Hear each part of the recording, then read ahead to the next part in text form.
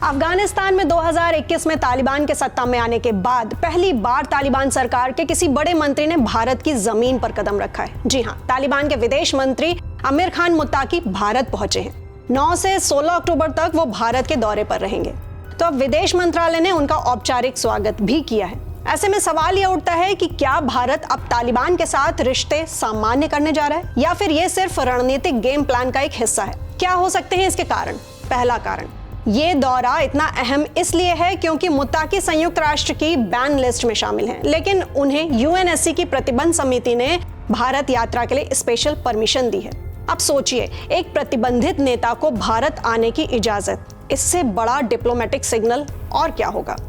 दूसरा कारण, पाकिस्तान की बेचैनी, क्योंकि तालिबान अब पाकिस्तान पर अपनी निर्भरता घटाना चाहता है और भारत से नजदीकी इस्लामाबाद के लिए सीधा झटका होगी। वहीं कहा यह भी जा रहा है कि मुत्ताकी की ये यात्रा काबुल की विदेश नीति में बदलाव की शुरुआत हो सकती है।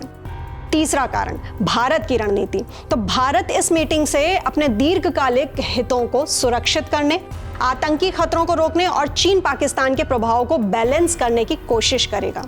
तो चलिए अब यहाँ पर जल्दी से थोड़ा सा फ्लैशबैक में चलते हैं। 2021 में अमेरिका ने अफगानिस्तान छोड़ा, तालिबान ने कब्जा किया और तब से अब तक महिलाओं के हक, शरीय कानून और पाकिस्तान से बढ़ते तनाव ने तालिबान को फिर से सुर्खियों में ला दिया है। तो अब ये यात्रा सिर्फ भारत अफगान रिश्तों के लिए ही नहीं बल्कि इसे पूरा एशिया देख रहा है। मुत्ताकी का भारत एजेंडा क्या है?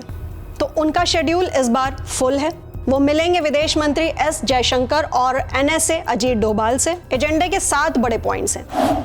पहला, व्यापार और निवेश बढ़ाना। दूसरा, अफगानिस्तान को मेडिकल सपोर्ट। तीसरा, छात्रों के लिए वीजा और काउंसलर सर्विस। चौथा, दोनों देशों में दूतावास बहाली। पांचवा, नए राजदूत की तैनाती। छठवां, भारतीय प्रोजेक्ट्स को फिर से शुरू करना। और सातवां और सबसे अहम, भारत की सुरक्षा की गारंटी। तो अब बड़ा सवाल यह है कि क्या भारत देगा तालिबान को मान्यता? फिलहाल नहीं। भारत अब भी तालिबान शासन को ऑफिशियल रूप से मान्यता नहीं देता, लेकिन अफगान जनता के साथ अपने मानवीय रिश्ते वो जारी रखेगा। और अब सबसे मजेदार ट्विस्ट पर नजर डालते हैं। भारत ने कभी डोनाल्ड ट्रंप की उस योजना का विरोध किया था जिसमें उन्होंने अफगानिस्तान से बगराम एयरबेस हटाने की बात कही थी। तब तालिबान, चीन, पाकिस्तान और रूस सभी भारत के स्टैंड के साथ थे। अब वही तालिबान भारत की राजधानी में है। तो सोचिए कितना बदल गया है भू राजनीतिक गेम। तो क्या भारत और तालिबान की ये नजदीकी पाकिस्तान को अलग थलग कर देगी या ये सिर्फ कूटनीति का एक शातिर कदम है? बताइए अपनी राय हमें नीचे कमेंट सेक्शन में। और साथ ही साथ ऐसे ही इंफॉर्मेटिव एक्सप्लेनर्स के लिए सब्सक्राइब करें आईनेक्स लाइव को।